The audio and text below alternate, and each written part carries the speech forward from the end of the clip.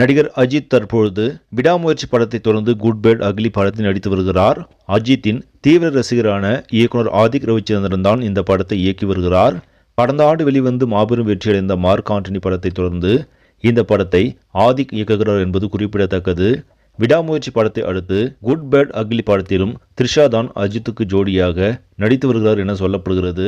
இந்த நிலையில் பிரபல மருத்துவர் ஒருவர் இயக்குனர் ஆதிக் ரவிச்சந்திரனுக்கு பிறந்தநாள் வாழ்த்து தெரிவித்து பதிவு ஒன்றை வெளியிட்டுள்ளார். இந்த பதிவில் படம் குறித்து தனது முதல் விமர்சனத்தை தெரிவித்திருக்கிறார்.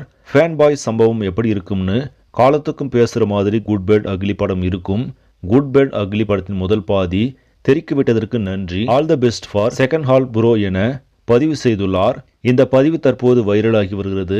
இந்த முதற்கட்ட விமர்சனத்தை வைத்து பார்க்கும்பொழுது நிச்சயம் குட் பேட் அக்லி திரைப்படம் அஜித் ரசிகர்கள் மட்டுமல்லாமல் ஒட்டுமொத்த சினிமா ரசிகர்களுக்கும் விருந்து படைக்கப் போகிறது என்பது உறுதியாகி உள்ளது.